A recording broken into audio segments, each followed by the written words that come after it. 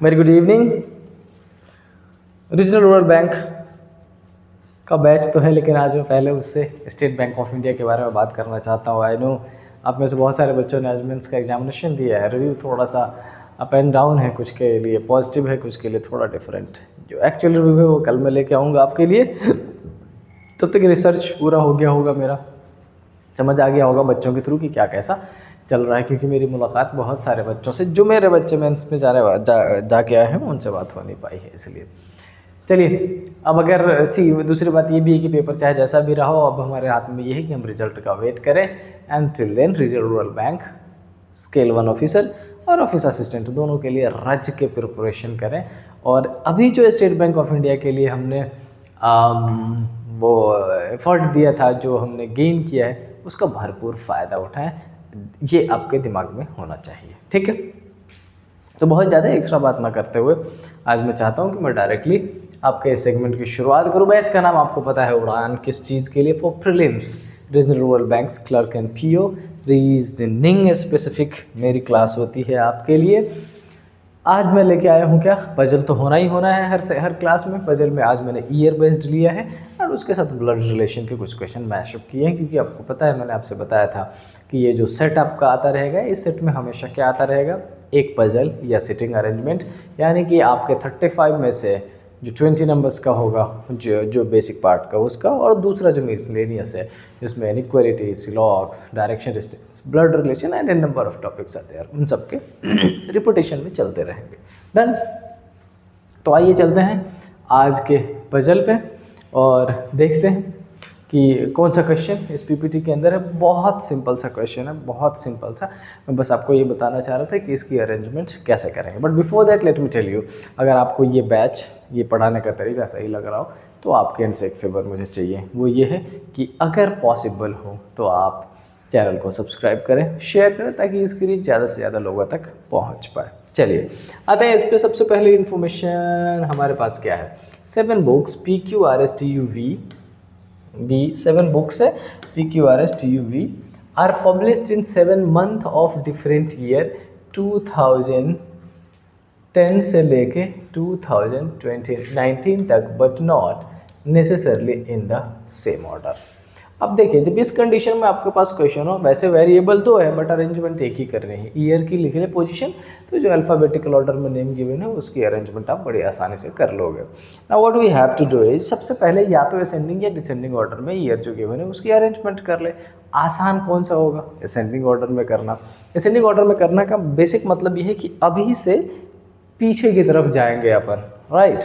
तो अभी हमारे पास जो सबसे क्लोज का ईयर है वो इसमें 2019 है। कौन सा है? 2019 के बाद का भी है क्या? नहीं, 2019 है। उसके बाद क्या है? 2016 है। 2016 के बाद क्या है? 2014 है, देन 2012 है, देन 2010 है, उसके बाद 2005 एंड 2001। ये आपके ईयर्स है ना। कितने ईयर्स हो गए? 1 2 3 4 5 6 7। तो जो चीज़ें अभी तक दी गई है उन दो चीज़ों को हमने पुट कर लिया है। अब आगे सॉल्यूशन करेंगे अपन। फर्स्ट इन्फॉर्मेशन पे आते हैं। लिखा है book Q published on an odd number year. Book Q odd में हुआ। अब ऑड 2001 भी है, 2005 भी है एंड 2019 भी है। क्या आप चाहते हैं कि मैं इस पहले लाइन से ही क्वेश्चन की शुरुआत कर दूँ? If yes then we can start, otherwise आप थोड़ा सा और आगे पढ़ लेंगे तो क्या पता थोड़ी सी इन्फॉर्मेशन और आपको मिल जाए। लेकिन अगर आपका मन है कि नहीं यहीं से शुरू कर ले, तो ये रहा क्यू, देन अगेन ये रहा क्यू, एंड देन अगेन ये रहा एक और क्यू। हमने ये अरेंजमेंट कर दी स्टार्ट। डन। अब आगे क्या करें? आगे लिखा है only 3 books published in between Q and you. आपके पास डेफिनेट इन्फॉर्मेशन, बहुत सिंपल पजल है, बेसिक पजल है। रीजनल रूरल बैंक क्लर्क में पूछे जाने की कंडीशन है इसकी। क्यों? क्योंकि ये कहीं ना कहीं उसके प्रीवियस ईयर से ही लिया गया क्वेश्चन होगा, राइट। अब क्या बोला, क्यू और यू के बीच में 3 है, अगर क्यू हमने ये ले रखा है 1 2 3, अब मैं कलर चेंज कर लेता हूँ आपको देखिए क्लियरली, 1 2 3 इसका मतलब ये पोजीशन किसको मिलने वाली चाहिए, यू को। अगर क्यू यहाँ है तो 1 2 3 ये छोड़ के किसको ले लिया, यू को, और क्यू यहाँ तो 1 2 3 ये छोड़ के किसको ले लिया, यू को। अब ये जो डाटा है ना इसमें डेफिनेट इन्फॉर्मेशन डायरेक्टली गिवन है, हमने जैसे क्यू की पोजीशन 3 एजम्पशन में फिक्स्ड कर दिया तो क्यू के रिस्पेक्ट में यू की पोजीशन अपने आप ही सेटल डाउन हो जानी, ये आपको पता है ऑलरेडी। नेक्स्ट क्या कह रहा है, नेक्स्ट कह रहा है book are published 4 years after the year in which S published. इसका मतलब एस में +4 करेंगे तो क्या आने वाला है ये। अब आप देखो 4 साल का गैप कहाँ कहाँ पर है, 12 और 16 में है गैप, और कोई है क्या 10 और 14 में, लेकिन वो हम दे नहीं सकते। इसका मतलब अगर इस कन्फिग्रेशन को, हाँ एक 1 और 5 का 2 कंडीशन है, किसके लिए, एस और आर के लिए, इसमें 2 कंडीशन है। इस वाले कन्फिग्रेशन में देखोगे तो आपके पास एक 12 से 16 ऑलरेडी एलिमिनेटेड है, 10 to 14 है, 10 to 14 ही है एकमात्र, क्या है इसके अलावा दूसरा है नहीं, क्योंकि 1 to 5 भी अकोमोडेट हो चुका है 4 years का गैप वाला, 10 to 14 हमारे पास बच रहा है, 12 to 16 ऑलरेडी हो चुका है। इसका मतलब ये हो जाएगा कि इस कन्फिग्रेशन में आर की पोजीशन 100% श्योर हो गई यहाँ, और किसकी पोजीशन, एस की पोजीशन यहाँ पे। एक बार दोबारा देख लीजिए, लिखा है क्या, book are published 4 years after, 4 साल बाद, किसके, एस के, तो एस 2010 में और आर 2014 में। इसमें कैसा रहेगा, इसमें 12 और 16 है, 10 to 14 नहीं हो सकता, 1 to 5 नहीं हो सकता, तो ये वाली पोजीशन किसको देंगे अपन, एस को, और ये वाली पोजीशन किसको देंगे, आर को। इसमें नहीं दे पा रहे हैं क्योंकि 1 to 5 भी खाली है और 12 to 16 भी खाली है, देख लेते हैं। लेकिन इतना क्लियर हो गया कि इस कन्फिग्रेशन में अगर ये 1 होगा तो ये 5 हो जाएगा, और अगर ये 12 हो जाएगा तो ये 16 हो जाएगा। Done, alright.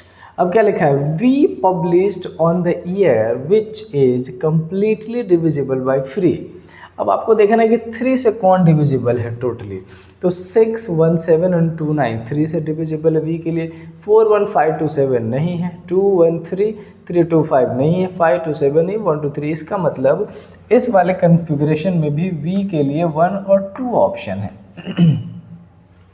इसमें देखें तो v के लिए 9 1 10 और 2 12 v के लिए पॉसिबल है, 2 1 3 2 5 नहीं है, 2 1 3। इसका मतलब इस वाले में अपने पास v के लिए अभी 2 ऑप्शन बच रहा है।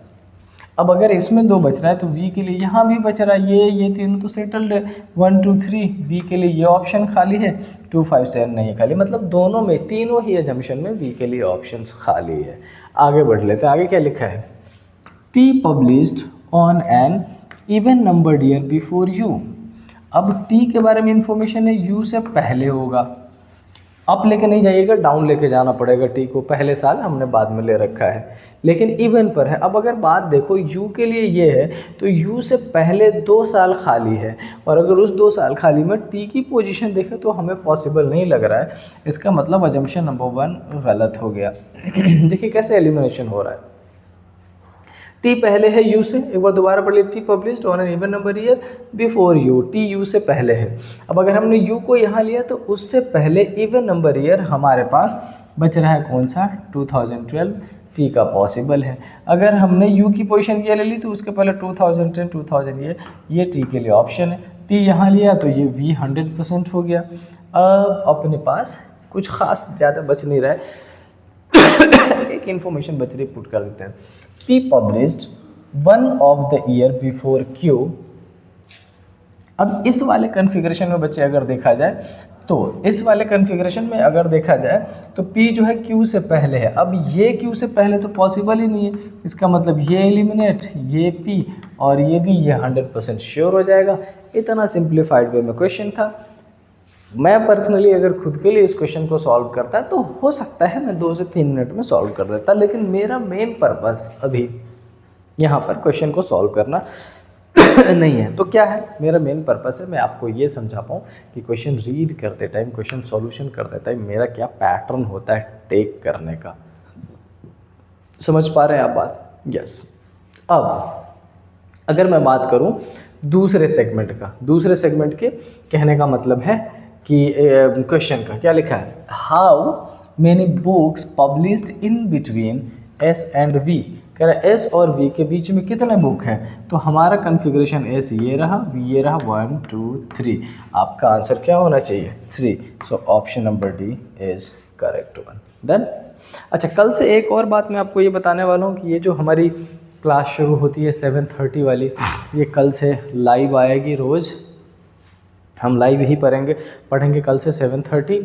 और जो 8 वाली क्लास है वो भी क्लास हमारी कल से लाइव आएगी। तो लगातार 1 घंटे की क्लास हम कल से लाइव पढ़ेंगे दोनों ही। चाहे वो मैं बात करूँ किसकी मैं बात कर लूँ इस पर्टिकुलर कॉन्फ़िगरेशन की, जो हमारा मिक्स्ड वाला है रीजनल रूरल बैंक के लिए, उसकी बात कर लें, ये chapter wise regional rural bank की है, या मेंस का जो मैं अलग अलग डिफरेंट सेक्शन लेके आ रहा हूँ वो सारे। तो कल से आपको लाइव ही मिलने वाला है। राइट, चलिए अब आगे देखते हैं आगे इस सेगमेंट में और कौन सा पार्ट है। ये उसी पजल का सेक्शन है, ये रहा ब्लड रिलेशन का एक क्वेश्चन। मैं चाहूँगा कि मैं इस क्वेश्चन को सॉल्व करते करते ही आपको वो सारी बेसिक्स इन्फॉर्मेशन समझा दूँ जो इस चैप्टर के लिए इम्पॉर्टेंट है आपके लिए। राइट। अच्छा, आज आवाज़ थोड़ी सी ख़राब लग रही है, बहुत थोड़ी सी ख़राब है, इस वजह से थोड़ी एनर्जी आपको डाउन लग रही होगी, बट धीरे धीरे ठीक हो जाएगा। क्या लिखा है, अ family consist of 7 members and 2 married couple. 7 लोगों में 2 मैरिड कपल है। डन, मतलब 2 मेल और 2 फीमेल इन्वॉल्व हो गए, 3 रिमेनिंग बच गए जो अनमैरिड होंगे। M is the mother of T। बहुत सिंपल क्वेश्चन है।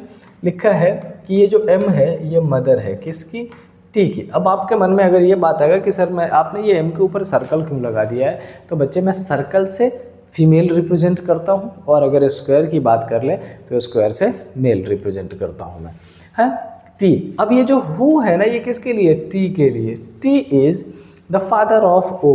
ये जो T है ना, ये फादर है किसका, O का। ये आपका कन्फिग्रेशन डन हो गया।